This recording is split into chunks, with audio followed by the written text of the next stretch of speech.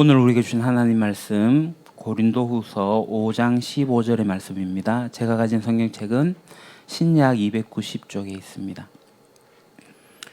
고린도후서 5장 15절의 말씀.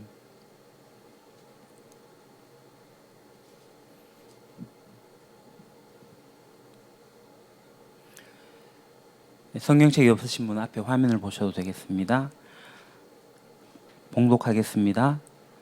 그가 모든 사람을 대신하여 죽으심은 살아있는 자들로 하여금 다시는 그들 자신을 위하여 살지 않고 오직 그들을 대신하여 죽었다가 다시 살아나신 이를 위하여 살게 하려 함이라. 아멘. 오늘은 부활절입니다. 기쁘신가요? 근데 표정이 마스크를 쓰고 있어서 예수님이 죽었다가 살아나신 절기, 부활절입니다. 기독교의 수많은 절기들 중에서도 이 부활절이 가장 중요하다라고 생각을 합니다. 왜 부활절이 중요할까요? 성탄절이 중요하죠. 성탄절은 동정녀 마리아에게서 태어나신 놀라운 기적이 있습니다. 그것보다도 죽었다가 살아나는 게 더 큰 난이도가 더 높아서 부활절이 중요한가? 그건 아니죠. 보통 사람들이 생각하는 부활에 대한 두 가지의 생각이 있습니다. 화면 넘겨주시고요. 첫 번째가 뭐냐 하면 부활을 믿을 수 없다. 이 부활은 후대에 지어진 이야기다. 조작된 이야기다. 그러니까 말도 안 되는 터무니없는 이야기다라는 겁니다. 어떤 사람은 이런 이야기도 합니다. 저는 예수님을 믿는데 부활은 믿지 않아요. 그것은 과학적으로 있을 수 없습니다. 라고 하는 사람들도 있어요. 여러분들은 어떻게 생각하십니까? 저는 그럴 때마다 항상 하는 얘기가 그거죠. 그토록 말도 안 되는 이야기, 지어낸 이야기, 터무니없는 이야기 때문에 자기 삶을 드리고 헌신하면서 심지어 자기 목숨을 내어놓는 일들이 가능한 일일까라는 겁니다. 그들이 정신병에 걸리거나 정신적 문제가 있었던 사람은 아니죠. 두 번째, 이 부활에 대한 일반적인 생각은 부활을 미래의 시간으로, 사건으로 한정시키는 겁니다. 그러니까 미래 그 언젠가 우리가 부활해서 눈을 딱 떠보니까 천국이네 라고 하는 거죠. 그러니까 이 부활을 마치 보험처럼 생각하는 경우도 있습니다. 과연 부활이 그런 의미일까요? 그래서 이 부활절을 1년에 한 번씩 기념하면서 지키고 있는 걸까요? 그렇지 않죠. 성경에서 그러면 부활을 어떻게 이야기하고 있을까? 복음서를 보게 되면 이 예수님이 부활하신 것을 이제 기록을 하고 있고, 서신서를 보면 이 부활에 대한 의미가 무엇인지를 알려주고 있습니다. 그래서 오늘 짧은 시간이긴 하지만 서신서의 내용으로 우리가 이 부활의 의미를 좀 살펴보려고 합니다. 우리가 성경에 나오는 이 부활의 의미를 알기 전에 반드시 알아야 될 전제가 있습니다. 그게 뭐냐 하면 우리가 살고 있는 이 땅이 어떤가라는 겁니다. 성경이 우리를 진단하고 있어요. 우리가 사는 세상이 어떠다고 이야기하죠? 성경은 죽음이 왕노릇하고 있는 세상이라고 하고 있습니다. 로마서 5장 17절. 아담 한 사람의 범죄 때문에 그 한 사람으로 말미암아 죽음이 왕노릇하게 되었다면 넘치는 은혜와 의의 선물을 받는 사람들은 예수 그리스도 한 분으로 말미암아 생명 안에서 왕노릇하게 되리라는 것은 더더욱 확실합니다. 아멘. 이 로마서가 기록되던 시대가 왕정 시대입니다. 그래서 왕으로 표현하고 있는 거죠. 그러니까 오늘날 말로 바꾸면 죽음이 갑이다. 갑 중에서 갑, 슈퍼 갑이다. 이 세상의 슈퍼갑이 바로 죽음이다라는 겁니다. 왜냐하면 우리가 아는 대로 우리 인생은 착하게 살든 악하게 살든 우리는 죽음을 향해 가고 있는 존재입니다. 마치 컨베이어 벨트에 실려가지고 자동적으로 쭉 이동해서 죽음을 향해서 가는 거죠. 모든 인생은 다 죽음을 향해서 가고 있습니다. 그래서 죽음은 미래에 있을 거라고 생각을 하는데 아니요. 죽음이라는 것은 최종적이라기보다는 오히려 현재에 더 가까이 있습니다. 현재형입니다. 우리가 살고 있는 일상을 바라보면 죽음의 기운이 뻗치는 것을 볼 수 있습니다. 지난 월요일 친구 어머님이 돌아가셨어요. 이제 발인도 가고 화장터에도 가고 수목장 한 대까지 함께 했는데 그 죽음이 가까이 있어요. 지금 미얀마에서 쿠데타가 일어났습니다.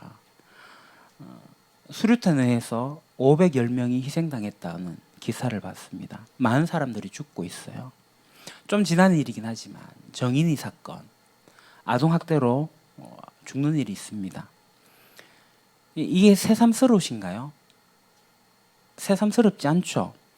제가 살아온 50년 인생을 쭉 살펴봐도 이와 비슷한 유사한 사건들이 계속 있어 왔습니다.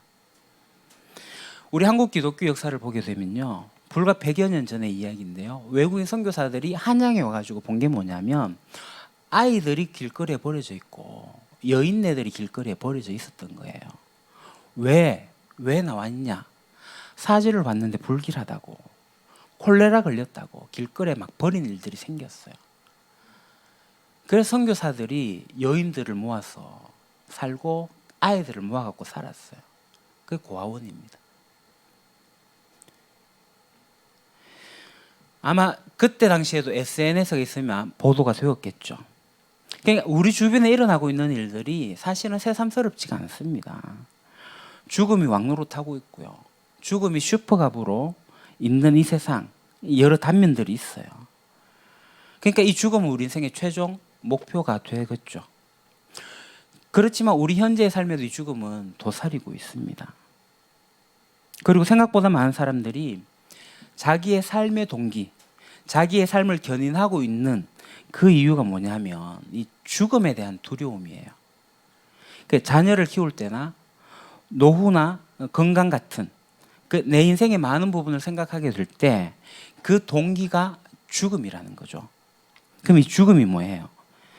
이 세상에서 왕노릇하고 있는 그 누구도 그 왕노릇하는 슈퍼갑에서 벗어날 수 없었고, 그래서 인간은 이 죽음과 죄의 노예로 살아간다.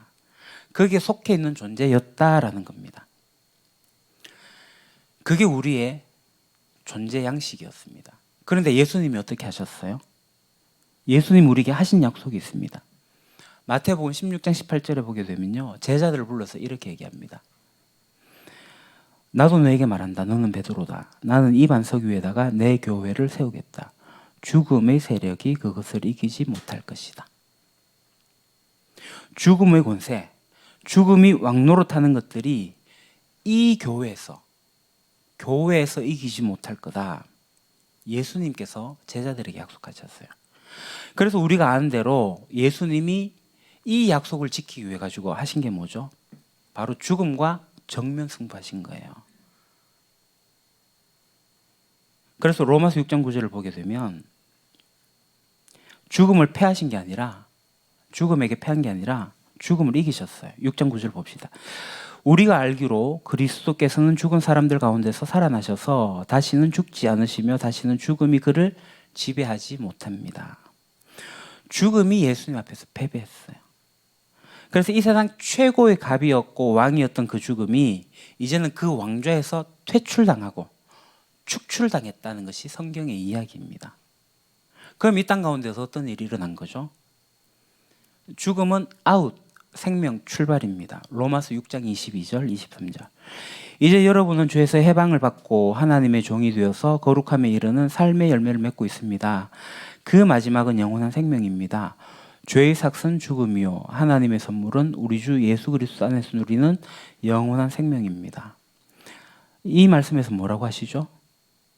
예수님과 죽음에서 정면 승부하셔서 죽음을 이기셔서, 그래서 죽음은 이제 힘을 잃고 예수님이 우리에게 무엇을 주셨다고요?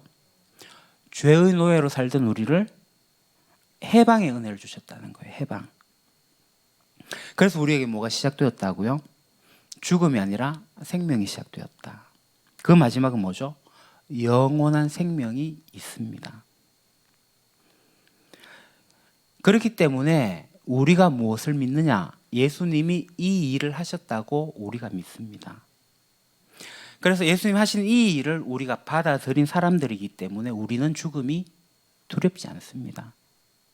그럼 성경이 죽음을 어떻게 바라보는가 하면 잠이라고 표현하는 거죠. 잠. 우리가 생각하는 그 육체적 죽음이 일어나는 그 날은 잠시 잔다 라고 말씀하실 정도로 죽음은 그 세력을 잃어버리고 힘을 잃어버리고 만 겁니다. 주님께서 부활하셔서 하신 일은 그겁니다. 생명을 주신 것.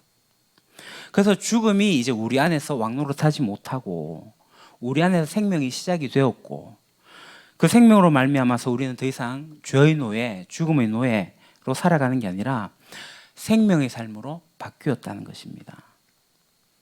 이 사실을 받아들인 사람들이 그리스도인입니다. 많은 분들이 이제 그리스도인이라는 고백을 하게 될 때 하는 예식이 있습니다. 그게 바로 세례라는 겁니다. 세례. 이 세례가 나 유아 세례 받아서 군에서 초코파이로 세례 받아서 라는 정도의 가벼운 게 아닙니다. 세례 뭐 한번 받지 뭐 이렇게 받는 게 아닙니다. 이 세례라는 것은 부활과 굉장히 밀접한 관계가 있습니다. 그러니까 세례라고 하는 것은 이 세례의 의미는 뭐냐 하면 많은 사람들에게 공개적으로 나는 그리스도인입니다 라고 드러내는 거죠. 이게 마치 결혼식과 같은 겁니다. 그러면 내가 그리스도인입니다 라고 공개하는 것, 그 의미가 뭡니까? 그게 바로 내가 예수님과 함께 그 죽음에 동참했고 부활에 동참한다라는 의미가 이 세례 가운데 있는 거예요. 로마서 6장 4절에서 8절을 보겠습니다. 그러므로 우리는 세례를 통하여 그의 죽으심과 연합함으로써 그와 함께 묻혔던 것입니다. 그것은 그리스도께서 아버지의 영광으로 말미암아 죽은 사람들 가운데서 살아나신 것과 같이 우리도 또한 새 생명 안에서 살아가기 위함입니다. 우리가 그의 죽으심과 같은 죽음을 죽어서 그와 연합하는 사람이 되었으면 우리는 부활에 있어서도 또한 그와 연합한 사람이 될 것입니다. 우리의 옛사랑이 그리스도와 함께 십자가에 달려 죽은 것은 죄의 몸을 멸하여서 우리가 다시는 죄의 노예가 되지 않게 하려는 것임을 우리는 압니다. 죽은 사람은 이미 죄의 세력에서 해방되었습니다. 우리가 그리스도와 함께 죽었으면 그와 함께 우리도 또한 살아날 것임을 믿습니다. 아멘. 그래서 세례는 그냥 예수님 한번 믿어볼까? 이게 아닙니다. 4절에서는 보시죠. 내가 그리스도인이 되었는데 그 고백이 뭐예요? 예수님께서 왕노릇하던 그 죄와 정면 승부하셔가지고 그 죄를 무너뜨리고 죄의 결박을 푸시고 생명을 주셨던 그 과정에서 하나님 내가 함께 합니다 라는 겁니다. 세례의 이 고백의 내용이 뭐냐 하면 그 고백은 내가 더 이상 죄의 노예가 아니라 그리스도의 생명 가운데로 살아가는 자입니다. 그래서 저의 정체성은 죄의 노예가 아니라 주님의 부활에 동참하는 자입니다 라는 고백입니다. 이게 세례 때 일어난 회심의 내용입니다. 그 교회를 다니는 것과 이 회심에는 차이가 있습니다. 교회를 모태신앙으로 다녔던 몇십 년을 다녔던 여러분들의 고백 가운데 내가 주님을 향해서 고백하는 것, 주님을 향해서 내가 믿음으로 고백하는 것, 그 내용이 뭐냐는 거예요. 이게 있어야 됩니다. 내가 죄의 노예였는데 나 이제 더 이상 죄의 권세 가운데 있지 않다. 그것을 예수님께서 무너뜨리고 생명을 주셨다. 내가 이 생명 가운데 동참하고 있다. 그래서 나 더 이상 죽음이 두렵지 않다. 나 이제 생명을 누리는 자가 되었다. 이게 우리의 고백이길 바랍니다. 이게 우리의 회심의 내용이어야 됩니다. 이런 회심의 과정, 그래서 세례를 받게 되고 이 세례의 과정을 겪었던 사람들의 정체성이 있습니다. 그 사람들의 정체성은 자기 자신을 증인으로 여깁니다. 베드로가 자기 자신을 이렇게 고백합니다. 사도행전 3장. 그래서 여러분은 생명의 근원이 되시는 주님을 죽였습니다. 그러나 하나님께서는 그를 죽은 사람들 가운데서 살리셨습니다. 우리는 이 일의 증인입니다. 이게 베드로의 고백이에요. 지난주 중에 우리가 매일 성경 말씀 묵상할 때 이 베드로 이야기가 나왔는데요. 베드로가 그토록 3년 동안 예수님을 따라다니고 쫓아다녔음에도 불구하고 예수님이 잡히시던 그날 밤 십자가 지기 전에 예수님을 3번이나 부인했던 사람입니다. 그런데 이 베드로가 예수님의 부활의 사건 이후로 그 고백이 달라졌어요. 이렇게 얘기하죠. 내가 증인입니다. 그러니까 알다시피 이 증인이라는 단어는 법적 용어입니다. 이 증인이라는 말은 내가 그것을 목격했습니다가 담겨져 있죠. 그런데 여러분 한번 생각해 보십시오. 예수님의 부활을 목격한 사람이 있을까요? 실제로 예수님이 부활하는 것을 목격한 사람은 단 한 사람도 없습니다. 그러니까 예수님이 이렇게 죽어서 누워 계시다가 쓱 일어나는 장면을 목격한 사람은 아무도 없습니다. 그것을 본 사람이 없으니 증인은 없는 거죠. 그러면 베드로는 왜 증인이라고 표현을 했는가? 여기서 말하는 증인은 목격자라는 그런 말도 있지만 제일 중요한 것은 체험했다라고 이야기하는 겁니다. 그러니까 주님의 부활 사건을 내가 직접 목격한 것은 아니지만 그 부활이 우리에게 어떤 의미가 되었는가? 그러니까 예수님이 왜 죽으셔야 했는가? 그리고 예수님의 그 죽으심의 의미가 뭔가? 그리고 예수님이 부활하셔서 우리에게 주신 그 의미가 무엇인지를 내가 이제 받아들였다. 내가 그거 알게 되었다라는 것입니다. 이 이야기를 이렇게 말할 수 있을 것 같습니다. 여기 이제 결혼하신 분들이 몇 분 계시는데요. 제가 아내분들에게 묻겠습니다. 남편이 사랑하는 거 믿으십니까? 믿으십니까? 네. 어떻게 입증하십니까? 선물 많이 하니까요. 선물은 마음이 없어서 할 수 있습니다. 어떻게 입증해요? 사랑하는 거 입증 못합니다. 그럼 입증 못하니까 사실이 아니냐? 그렇게 이야기할 수 없습니다. 입증할 수 없지만 체험하는 부분이 있습니다. 그러니까 알 수 있는 부분이 있습니다. 이 사랑과 같은 그런 겁니다. 그러니까 예수님이 부활하신 부분은 우리가 경험하거나 목격해서 된 게 아니라 예수님이 왜 죽음 가운데 이르르셨고 그래서 부활하셨는데 그 부활의 의미가 무엇인지 그것을 믿고 받아들이니 알아가는 거죠.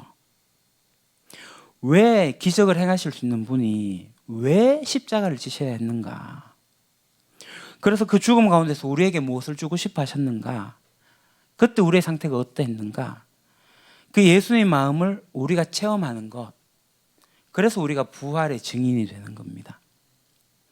그래서 2000년이 지난 지금 우리가 지금 생활을 하고 있는데 우리가 부활의 증인이 될 수 있는 거예요.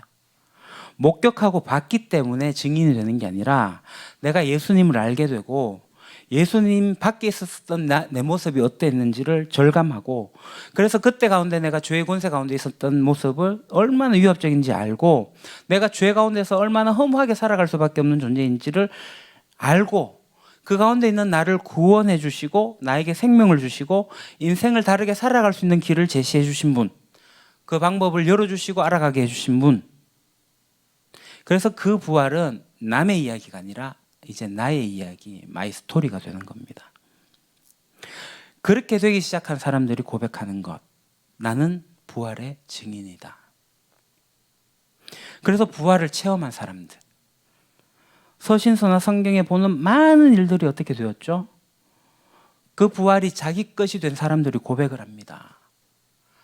그것이 부활의 관점으로 바뀌어서 살아가는 자기의 고백들이 나옵니다. 그래서 부활을 체험한 사람들은 인생이 바뀌어요. 왜 살아야 되는지, 나는 누구인지, 하나님 누군지, 하나님 이 세상 가운데 행하시는 그 놀라운 일들이 뭔지를 알기 때문에 더 이상 헤매지 않는 거죠. 이 세상을 누가 장악하고 있는지, 그래서 예수님이 어떤 일을 행하셨는지, 그래서 나는 어떤 존재였다가 어떤 존재가 되었는지, 그래서 나의 정체성이 어떻게 바뀌어졌는지를 알게 될 때 이전과는 다른 새로운 삶을 꾸려나갈 수 있는 존재가 됩니다. 그래서 내 삶에 변화라는 것이 일어나기 시작하는 거예요. 부활을 체험한 고백들이 있습니다. 그게 오늘 본문이에요. 고린도후서 5장 15절. 같이 한번 읽어볼까요? 시작. 그런데 그리스도께서 모든 사람을 위하여 죽으신 것은 이제부터는 살아있는 사람들이 자기 자신들을 위하여 살아가도록 하려는 것이 아니라 자기들을 위하여 죽으셨다가 살아나신 그분을 위하여 살아가도록 하려는 것입니다. 아멘. 부활을 체험한 사람들. 그러니까 부활의 증인으로 살아가는 삶의 방식이 극명하게 나눠집니다. 오늘 말씀에 뭐라 합니까? 자기 자신을 위해서 살지 않는다. 그러니까 자기 자신을 위해 살지 않는다. 이 얘기는 뭐냐면 내가 의식주를 포기한다. 이런 거 아니에요. 그러니까 나의 삶의 방식. 내가 그리스도 밖에 있었던 그 과거의 그 세상의 방식. 세상의 유행을 따르지 않겠다. 세상의 대세 그 흐름을 따르지 않겠다. 그래서 주님이 우리를 위해서 열어주신 그 삶, 길, 죽음이 아니라 생명, 두려움과 불안이 아니라 평화, 시기와 분쟁과 질투와 미움이 아니라 사랑, 이런 것으로 나의 삶의 방향으로 삼겠다라고 바꾸어 나가는 것, 이게 자기를 위한 것이 아니라 그리스도를 위하여 살아가는 삶의 방식이라는 겁니다. 그래서 이 증인되는 삶, 이 삶은 먼 미래에 죽어서 되는 일이 아니라 1년에 한 번 부활절이 되어가지고 지켜지는, 기억되는 그런 게 아니라 부활은 매일의 삶 가운데서 오늘, 현재, 일상으로 부활이 일어나고 있다는 것입니다. 그래서 오늘 우리는 부활로 살아갑니다. 에베소서 5장 8절 9절. 여러분이 전에는 어두움이었으나 지금은 주님 안에서 빛입니다. 빛의 자녀답게 사십시오. 빛의 열매는 모든 성과 의와 진실에 있습니다. 전에 어디 있었어요? 어둠. 그럼 지금 어디 있어요? 주님 안에서 빛. 이 빛은 생명이라고 할 수 있습니다. 중요한 것이 이 생명이 언제 있다고요? 먼 미래에 생명이 있는 게 아니라 지금 그리스도 안에 있는 지금 부활을 누리고 있다는 겁니다. 그럼 어떻게 살아야 된다고요? 생명을 가진 자답게, 빛의 자녀답게 사는 겁니다. 그러면 그 사람의 삶의 열매들이 나오죠. 뭐죠? 성과 의와 진실입니다. 그래서 우리는 빛 가운데 있고, 그래서 우리는 이렇게 살아가는데 딜레마가 있습니다. 바울 사도가 골로새 교인들에게 이렇게 얘기를 해요. 골로새서 2장 20절. 여러분은 그리스도와 함께 죽어서 세상의 유치한 원리에서 떠났는데 어찌하여 아직도 이 세상에 속하여 사는 것과 같이 규정에 얽매여 있습니까? 그러니까 사도 바울이 굉장히 안타깝게 외치고 있는 말씀이에요. 이게 이제 우리의 딜레마입니다. 그러니까 오늘 말씀처럼 우리는 중립에 있지 않습니다. 나는 생명과 죽음 그 어중간한 위치에 있겠지, 이런 거 있을 수 없습니다. 신앙에는 중립이 없습니다. 분명하게 내가 주님 안에 있든지 아니면 주님 밖에 있든지 분명하게 그것이 나누어져 있습니다. 그럼에도 우리가 현실에서 겪고 있는 것은 내가 분명히 그리스도 밖에 있던 삶을 접었는데 왜 내가 여전히 그럴까 하는 겁니다. 왜 그럴까요? 두 가지 정도로 이야기할 수 있습니다. 첫 번째는 내적인 이유입니다. 여러분들 가운데 회심의 내용이 정확하지 않을 수 있습니다. 그러니까 회심이라는 건 뭐냐면 내가 예수 믿어주는 거, 교회 다니는 거, 헌금 좀 하는 거, 교회 봉사하는 거, 이런 것과는 회심과는 관계가 없습니다. 아니요, 관계가 있긴 하지만 제가 방금 드린 그러한 것들, 뭐 헌금하고 봉사하고 뭐 이런 것들은 회심으로 인해서 일어나는 아주 미비한 결과에 지나지 않습니다. 그럼 회심이 뭐예요? 회심은 내가 죄의 권세 아래 있었고, 그래서 내가 거기에서 죽었고, 이제 나는 그리스도의 빛과 생명 가운데서 살게 되었다. 그래서 나는 생명을 누리는 사람이 되었다. 이게 이제 회심의 내용입니다. 그것이 선명합니까? 그것이 선명하면 죄와 이 생명 가운데, 사망과 생명 가운데, 어둠과 빛 가운데서 헤매지 않습니다. 분명하게 됩니다. 이 내용을 분명하게 하십시오. 자, 두 번째는 외적 요인이 있습니다. 예수님께서 이 죽음의 세력과 정면 승부해가지고 이 죽음과 사망을 그 왕좌에서 끌어내렸어요. 끌어내렸는데 아직도 이 소멸되지 않은 사탄의 권세가 있다는 겁니다. 이 죄의 잔재가 아직까지 영향을 미치고 있다는 겁니다. 이거는 마치 이렇게 얘기할 수 있을 것 같아요. 우리가 일본으로부터 해방된 지가 꽤 오래 지났습니다. 그런데 아직까지 일제의 잔재가 남아있고 청산하지 못하는 친일파 문제가 있고, 그래서 그로 인해서 아직 한국 사회는 이 일제의 그 고통이 여전히 남아있다라는 겁니다. 하물며 이 죄라는 것이 그렇게 호락호락하지 않습니다. 사탄은 호락호락하지 않습니다. 사탄은 이미 자기가 진 게임인 것을 알고 있어요. 그러나 끝까지 우리를 미혹해서 주님 오실 때까지 그 일을 하고 있다는 겁니다. 그렇게 우리가 이 두 가지 내적 요인과 외적 요인으로 인해 가지고 우리가 이 땅 가운데서 생명으로 살아가는, 생명을 누리면서 살아가는 때가 있지만 여전히 이 땅 가운데 고난을 받고 고통을 당한 일들을 경험하게 된다라는 겁니다. 자, 베드로전서 4장의 말씀 보겠습니다. 그리스도께서는 육신으로 고난을 받으셨습니다. 여러분도 같은 마음으로 무장하십시오. 육신으로 고난을 받는 사람은 이미 죄와 인연을 끊은 것입니다. 이제부터는 육신으로 살아갈 남은 때를 인간의 욕정대로 살지 말고 하나님의 뜻대로 살아야 합니다. 여러분은 지난날에 이방 사람들이 하고 싶어 하는 일을 하였으니 곧 방탕과 정욕과 술취함과 환락과 연회와 가증스러운 상숭배에 빠져 살아왔습니다. 그것은 지나간 때로 충분합니다. 그들은 여러분이 자기들과 함께 그런 지나친 방종에 빠지지 않는 것을 이상히 여기면서 여러분을 비방합니다. 7절, 만물의 마지막이 가까이 왔습니다. 그러므로 정신을 차리고 삼가 조심하여 기도하십시오. 무엇보다도 먼저 서로 뜨겁게 사랑하십시오. 사랑은 허다한 죄를 덮어줍니다. 불평 없이 서로 따뜻하게 대접하십시오.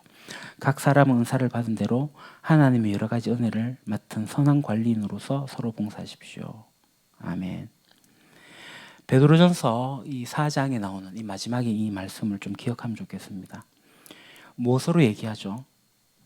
주님께서 고난을 받으셨는데 1절 다시 보시죠. 1절, 육신으로 고난받은 사람은 단호하게 무엇을 이야기합니까? 죄와 인연을 끊었다. 자, 2절 그래서 이렇게 말합니다. 육신으로 살아갈 때 남은 때가 있어요. 이때가 언제냐면 이 땅을 살아가는 동안입니다. 이 땅을 살아가는 동안에 우리가 어떻게 산다고요? 육정대로 살지 않고. 그러니까 과거 그리스도 밖에 있었던 나는 그렇게 살았는데, 나의 욕망, 내 중심되어서 그렇게 살았는데 그런 방식으로 살지 말고, 그렇게 해서 육정으로 살았던 것이 3절에 나와요. 3절에 뭐죠? 빨간 걸로 해놓은 겁니다. 방탕, 정욕, 술취함 이런 것들이에요. 근데 이런 것들은 지나간 때로 충분하다라고 얘기를 하는 겁니다. 과거 그리스도 밖에 있었던 나의 삶의 자리는 그걸로 충분하다. 됐다. 그래서 4절에 뭐라고 얘기합니까? 이제 그리스도 안에 들어와서 그리스도 안에 있게 되면, 그리스도의 생명과 그리스도의 빛에 있게 되면 과거에 나를 알았던 사람들이 나를 이제 비방한다는 거예요. 이거죠. 너 그렇게 안 살았는데 뭐 갑자기 하는 뜻이 뭐니, 뭔 얘기야, 이런 거예요. 이상하다는 거죠. 그러면서 비방한다는 겁니다. 그 비방 가운데 우리가 연연해 하지 말아야 됩니다. 그래서 우리는 그리스도께서 부르신 그 길을 우리가 가는 거죠. 자, 7절 8절에 나오는 말씀 보겠습니다. 여러분들 한번 읽읍시다. 시작. 만물에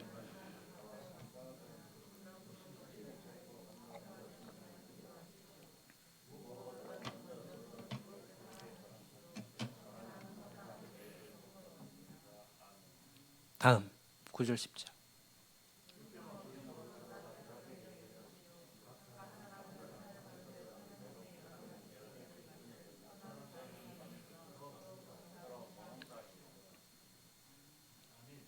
아멘. 우리가 살아가는 그 길은 혼자서 살아가는 게 아니라 서로 사랑하고 서로 대접하면서 서로 함께 나누면서 함께 걸어간다는 겁니다. 이 7, 8, 9, 10절의 말씀을 기억하십시오. 빛 가운데서 살아가는 우리들의 라이프 스타일입니다. 마무리하겠습니다. 오늘은 부활절입니다. 부활절은 1년에 한 번 그 부활을 기념하라고 있는 날이 아닙니다. 고난주간이 되면 아 예수님 내 때문에 죽으셨구나 하고 눈물 한번 흘려주는 거 그런 거 아닙니다. 부활은 우리의 일상이 되어야 됩니다. 부활은 미래에 일어나는 것이 아니라 오늘 현재 일어나야 됩니다. 그래서 우리는 지금 죄의 노예로 살아가는 게 아니라 생명의 삶 가운데 살아가는 겁니다. 미래 먼 언젠가 일어날 게 아니라 지금 우리가 부활로 사는 겁니다. 맹그로브 나무라는 동화책이 있습니다. 읽어보셨어요? 동화책이긴 하지만 실화를 바탕으로 하고 있는 내용입니다. 에리트레아라는 나라가 있어요. 그 다음 지도 보시죠. 수단하고 이 이디오피아의 그 중간에 접경하고 있는 나라가 에리트레아라는 나라입니다. 이 나라의 주민들은 대부분 염소를 키우면서 생활을 하고 있는데요. 아시다시피 아프리카는 물이 그렇게 흔하지 않습니다. 비가 오지 않으니까 잎이 풍성한 나무들이 없어요. 자라기 힘들죠. 그러면 양과 염소는 먹을 게 없고 앙상합니다. 이 에리트레아에 일본인 과학자 사토 박사가 와 있었어요. 그래서 이 사토 박사가 홍해 바닷가죠. 거기에 이제 맹고로 나무를 심기 시작한 거예요. 자, 넘겨주시죠. 이 나무를 심어가지고 푸르고 싱싱한 잎사귀를 양과 염소에게 먹여야 되겠다라고 생각을 했어요. 맹그로브는 바닷가에 물을 가지고도 살아갑니다. 두툼한 잎사귀로 소금기를 없애버립니다. 그러니까 잘 자라나요. 그래서 이 마을 사람들이 맹그로브 나무를 정성껏 돌보았어요. 그래서 이 맹그로브 나무가 6,400m 이르는 커다란 숲을 이루었다고 하죠. 그래서 환경이 굉장히 좋아졌고요. 양과 염소가 푸른 잎사귀를 마음껏 먹을 수 있게 됐죠. 집집마다 양과 염소를 기르게 되었고 고기와 우유가 넘쳐나게 되었고 사람들이 안정이 되었어요. 건강해졌습니다. 이 맹고로 나무 뿌리 쪽에 물고기들이 서식하기 시작했어요. 어부들은 물고기를 잡아 시장에 팔게 되었어요. 사토 박사님이 이 이후로 전 세계에 이와 같은 나라, 바닷가 연해되어 있는 곳에 이 맹그로브 숲을 가꾸는 일들을 합니다. 그래서 다른 사람들을 돕기 시작하죠. 제가 왜 이 맹그로브 나무 이야기를 하냐면 사실 우리가 예수를 믿게 된다는 것, 예수를 믿어서 죽어서 천당 간다 이게 아니라 어쩌면 이 아프리카 기근으로 사람이 살 수도 없고 동물도 살 수 없는 그런 죽음이 있는 그곳에 주님께서 우리를 맹그로브 나무로 부르셔가지고 바다에 심기운 나무, 신기한 이 나무처럼 우리를 이 땅 가운데 살게 하신 거다. 그렇게 생각이 들었습니다. 그래서 우리는 이 세상을 변화시켜 나가는 거죠. 죽음 가운데 생명을 불어넣는 일을 합니다. 소생을 만들어내고 빛으로 나올 수 있도록 자연 만물이 돌아가게 하는 이 나무들처럼 주님께서 우리를 그렇게 부르신 게 아닌가 그래 생각이 듭니다. 그래서 부활은 먼 미래에 있는 게 아닙니다. 이 땅 가운데 고통스럽고 힘들다 하는 이 인생살이를 하라고 부른 것도 아닙니다.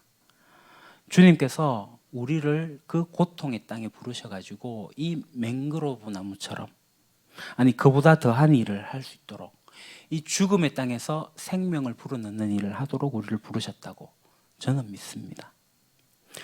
성경은 아무리 찾아봐도 교회를 대안 공동체로 이야기하지 않습니다. 교회는 대안, 그러니까 플랜 B가 아닙니다. A를 해보니 B를 해보고 B를 해보니 C를 해보고 하는 게 아닙니다. 절망과 죽음이 있는 곳에 유일한 해결책이 바로 교회입니다. 절망과 죽음이 가득한 곳에 생명을 불어넣을 수 있는 것이 바로 교회입니다. 그래서 교회는 대안이 아니라 유일한 해결책입니다. 바로 정답이 되어야 됩니다. 그래서 우리가 사는 이 라이프 스타일, 사는 방식은 부활이 되어야 합니다. 그러니 우리가 일상을 살다가 그럭저럭 이렇게 살다가 내년 부활절이 되면 또 부활을 기념하는 게 아니라 오늘 우리가 부활을 살아야 합니다. 내일 부활로 살아야 됩니다. 우리가 일상을 부활로 살아내게 될 때 우리 유림교회 공동체가 부활을 살게 될 때 마치 이 맹그로브 나무처럼 이런 역할들을 하는 나무처럼 우리가 꿈을 꾸고 이 공동체를 꾸려나가는 일, 그게 우리에게 있으면 좋겠습니다. 저는 믿습니다. 이 일을 하라고 하나님이 우리를 부르셨다. 하나님께서 이 일을 하라고 예수님을 부활시켰습니다. 그래서 우리에게 생명을 주셨습니다. 기도하겠습니다. 아버지 하나님, 죽음에서 승리하신 예수 그리스도로 말미암아 우리를 불러주셔서 감사합니다. 저희들이 부활을 살기로 소망합니다.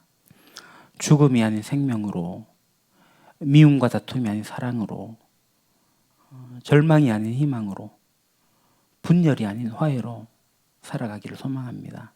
마치 맹그로브 나무처럼 그런 역할을 하는 자들이 되어서 하나님의 꿈을 꾸며 이 공동체를 꾸려나가기를 소망합니다. 부활하셔서 생명으로 인도하신 예수님의 이름으로 기도합니다. 아멘.